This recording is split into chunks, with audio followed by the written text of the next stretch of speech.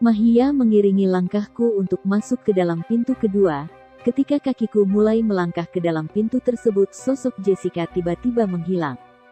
Awalnya yang aku lihat hanyalah sebuah ruangan gelap yang kosong, kemudian sontak aku terkejut karena dalam hitungan detik saja, ruangan tersebut berubah menjadi rumahku yang dulu, sebelum terjadi insiden kebakaran. Di dalam pintu kedua, terlihat sosok diriku yang terbaring sakit di atas tempat tidur, persis dengan kejadian 2 tahun lalu menjelang kebakaran terjadi. Dialog yang kami ucapkan pun sama persis. Namun, kali ini aku melihat diriku sendiri, Mama dan Kak Jessica, seperti halnya melihat film. "Mama belum masak sarapan ya?" tanya Kak Jessica. "Astaga, Mama belum sempat masak sarapan, Jess. Ini, kamu beli sarapan dulu ya," kata Mama sambil menyodorkan beberapa lembar uang untuk kakakku. "Gak usah Ma, Jessica masak mie instan saja. Takut kesiangan soalnya. Kamu baik-baik ya Dek, cepat sembuh. Apa jadinya nanti kalau gak ada Mama? Jadi jangan manja ya sayang, minum obatnya gak boleh malas." Dia tersenyum melihatku, karena dia tahu bahwa aku tak suka minum obat. Setelah menyuapi dan memberiku obat, Mama pergi menyusul Jessica untuk membantu menyiapkan segala keperluannya. Obat yang aku minum membuat mataku terpejam. Aku tahu persis kejadian di awal tersebut, adegan demi adegannya sama persis dengan apa yang terekam dalam memori otakku hingga saat ini.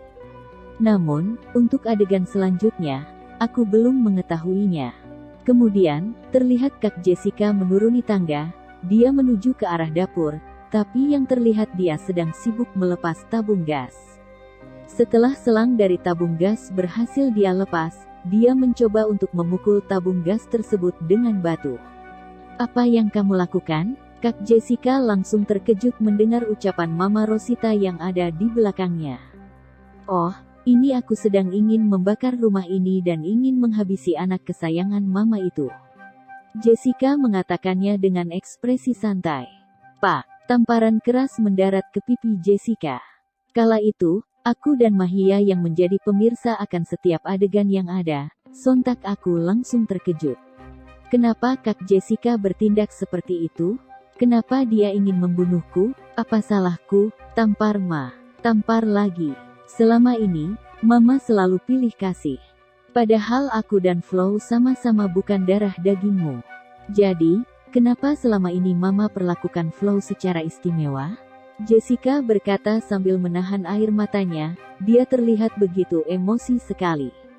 "Apa maksudmu? Walaupun kalian berdua bukanlah putriku, tapi aku begitu menyayangi kalian.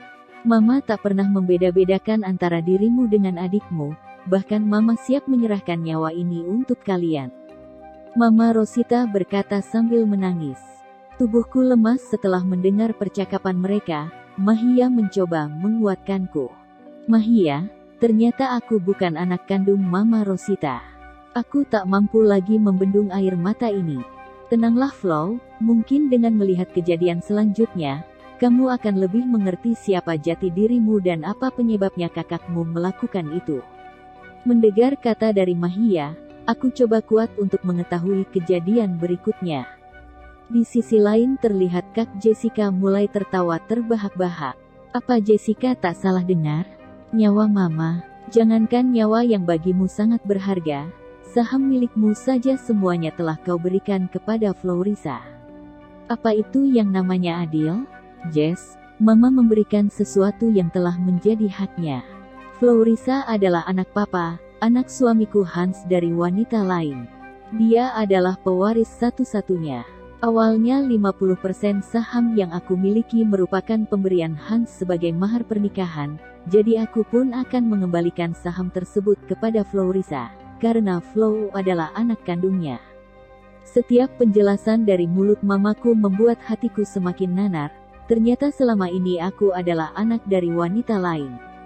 Hahaha, jadi maksudmu 50% saham Papa juga nantinya akan diberikan kepada Flo? 50% darimu dan 50% dari Papa. Lantas, apa yang tersisa untukku?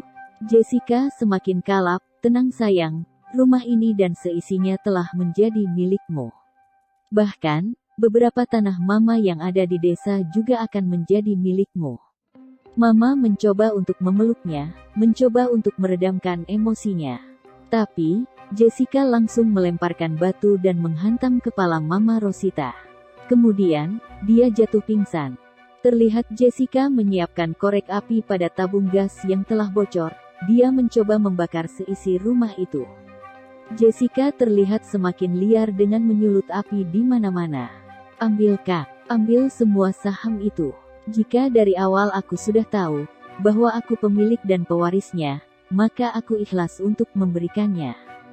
Tolong jangan seperti ini Kak. Aku mohon Kak, sadarlah. Aku berteriak sekencang-kencangnya. Flo tenang, tak ada gunanya berteriak. Dia tak akan bisa mendengarmu. Itu tak akan mengubah apapun. Tenanglah. Lagi-lagi Mahia mencoba menenangkanku. Api mulai menyebar kemana-mana. Mama Rosita yang tersadar dari pingsan langsung naik ke lantai atas menuju kamarku. Bangun Flo, bangun. Rumah kita kebakaran, kata Mama, membangunkanku. Flo dalam kejadian itu yang tadinya masih terlelap langsung terbangun dan terkejut karena kobaran api sudah memenuhi seisi kamar. Aku kala itu terlihat menangis dan Mamalah yang menenangkanku. Namun di sisi lain, aku sendiri yang melihat adegan ulang antara diriku dengan Mama Rosita, karena mengetahui bahwa itulah saat terakhir aku bersamanya. Di mana Kakak? Flo dalam adegan ulang itu terlihat masih menangis sesegupkan dan mencari sosok Jessica.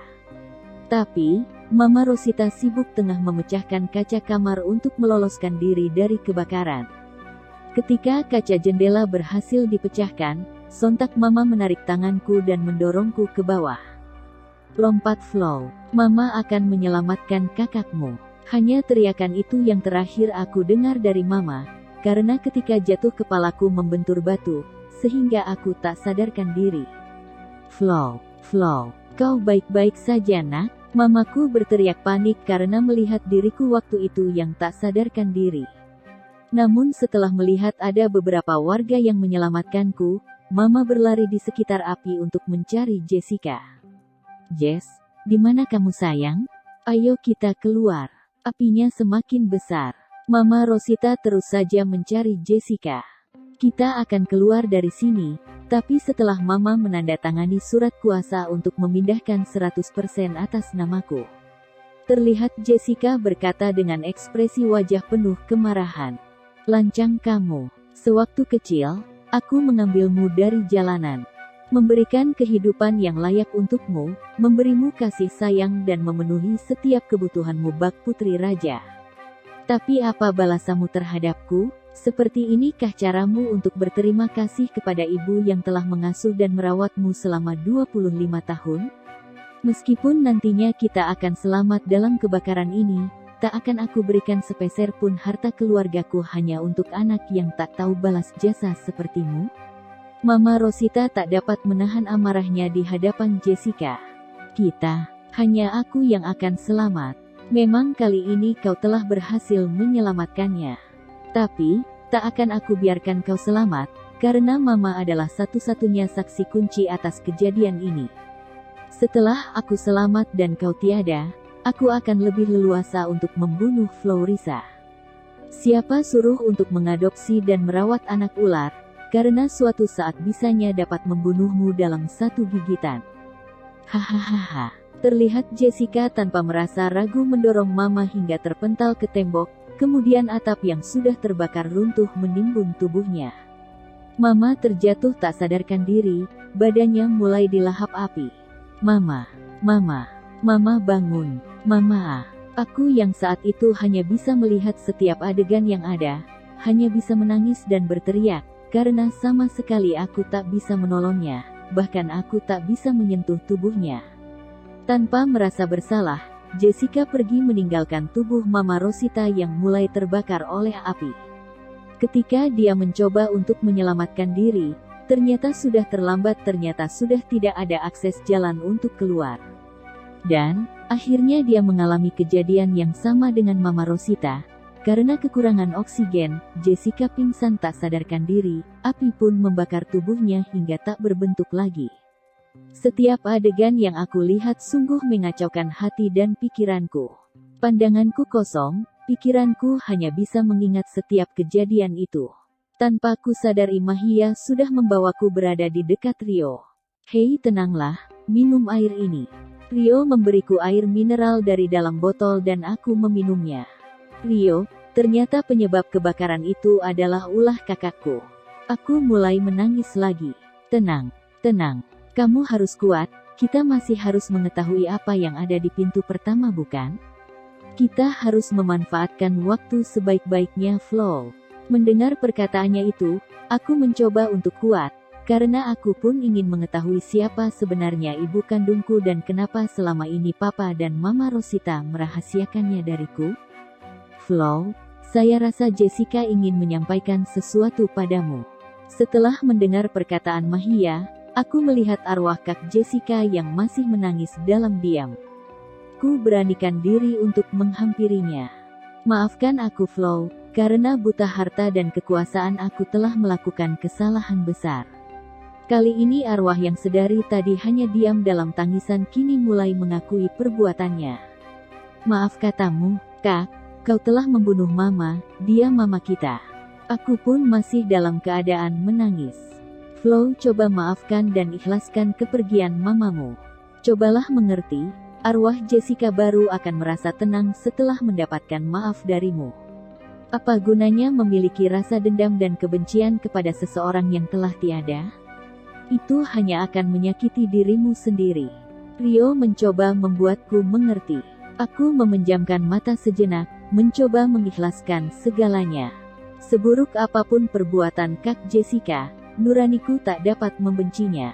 Lagi pula aku pun ingin dia tenang di alamnya. Baiklah Kak, aku akan memaafkanmu. Semoga setiap dosa dan kesalahanmu mendapat ampunan dari Allah. Amin. Amin. Terdengar Rio dan Mahia turut mengamini. Terima kasih adikku, aku menyayangimu. Setelah mengatakannya, arwah Kak Jessica perlahan-lahan menghilang. Flo, kita istirahat sebentar sebelum melanjutkan ke pintu pertama. Makan dan minumlah dulu. Kemudian tenangkan dirimu. Aku akan menambah lilin, karena penerangan kita sudah mulai redup.